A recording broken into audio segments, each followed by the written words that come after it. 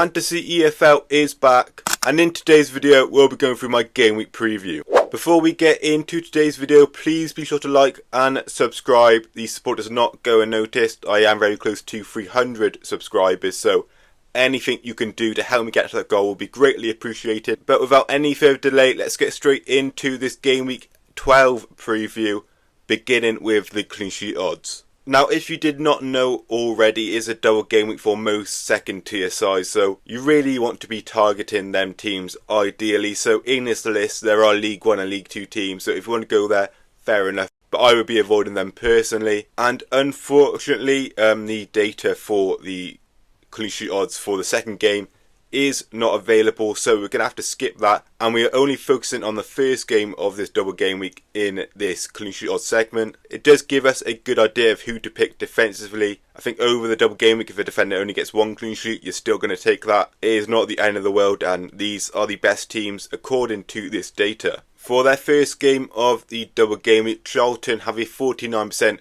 probability of keeping a clean sheet in game week 12. They face Sheffield Wednesday at home in their first game. Of course, Wednesday, they are one of the worst sides in the division, and Charlton have been pretty sound defensively so far this season to my surprise. However, they are away to Ipswich in their second game of this double game week, so that makes the Charlton pick a little less desirable. We'll only briefly go over the League 1 and League 2 teams in this list, with Stockport coming up at second with a 48% probability of keeping a clean sheet in game week 12. They're at home to Exeter. As I said earlier, I'd avoid any non-second tier teams, but if you want to go there, it is a bit risky, but if it does pay off, then you'll be in the money. West Brom are third on this list with a 46% chance of keeping a clean sheet in game week 12 for their first game. They face Preston at home in that first game, and it's also good to see that the second game isn't too hard either. Away to Watford, and as away games go, away to Watford as a West Brom asset isn't too bad. I know Griffiths has been very popular, the goalkeeper, for many game weeks so far this season, and I think he will be again for this game week. Doncaster and Walsall have the same probability, coming in at 4th and 5th of 43.38, and Leicester, the third championship side in this list, they're at home to Portsmouth in their first game, 42% probability of keeping a clean sheet in that one. That is ideal. Then away to Hull in their second game, so it is a pretty decent double for Leicester, and I don't think you can go far wrong with a Leicester defensive pick.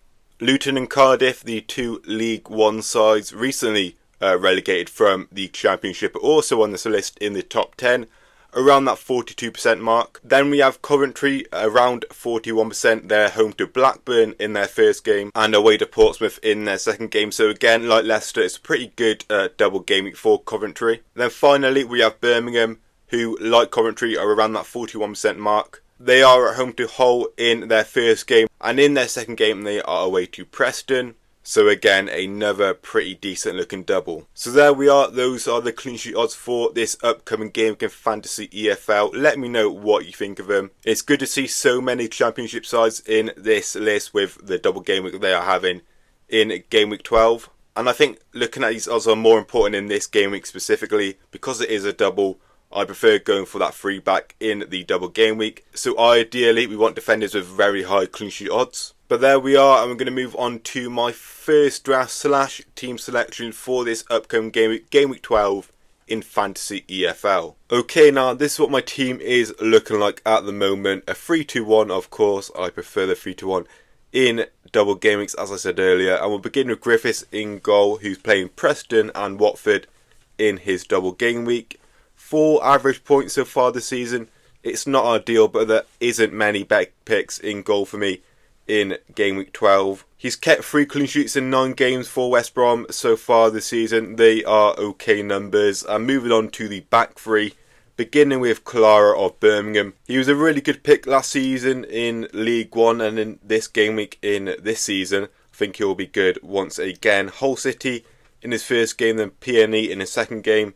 Only 0.8% selected. I find that a bit surprising. I'm sure that will rise as we get closer to that deadline. Going into his stats, 72 clearances in 9 games, 10 tackles, 2 blocks and 2 clean sheets. I am hoping that Clara gets at least one clean sheet in those 2 games. I think that will be an acceptable return. And moving on to Vestergaard, he will definitely be one of the highest owned players in this game week. Portsmouth and Hull in his double game week, 8% selected at the moment, and 7 average points, so that's the highest average points of the 3 players we have gone through so far. 61 clearances, 10 tackles, 5 blocks and 3 clean sheets in 9 games for Leicester this season. He is coming off the back of a really good haul in Game Week 10. No clean sheet for Leicester, but he did score a goal alongside 7 clearances, 4 and 11 pointer against Swansea. He is my captain at the moment. That may alter as we get closer to the deadline, and of course if you want to keep update with my final team selection, that'll be out on my Twitter before the 3 PM games, I'm pretty sure. The link to my Twitter will be in the description. Then moving on to the third and final defender of this team, Bobby Thomas of Coventry, Blackburn and Portsmouth in his double. And he's got a really good average so far this season, 7.7. I think it's obvious that Coventry have been really good. They have been flying in the second tier so far this season. 5 clean sheets in 9 games. That is really impressive.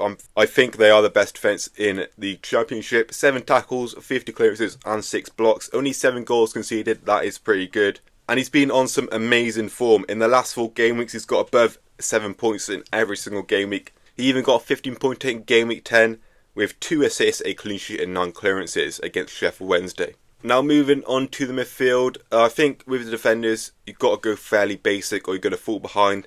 You've got to look at the clean shots and go off by them. But as you get further forward at the team, the midfielders and the forwards, you can express yourself a little bit, in my opinion, and go for more rogue picks. This is an exception in this team. Sorba Thomas, he is very highly owned, 8% at the minute. Wrexham and Millwall in his 2 games. And Stoke have been good so far this season, to everyone's surprise. And he has been their stand-up performer. 25 key passes, I think that is the highest in the Championship. 8 shots on target, 4 assists and 3 goals, so 7 goal involvements in 9 games, and 2 interceptions alongside that.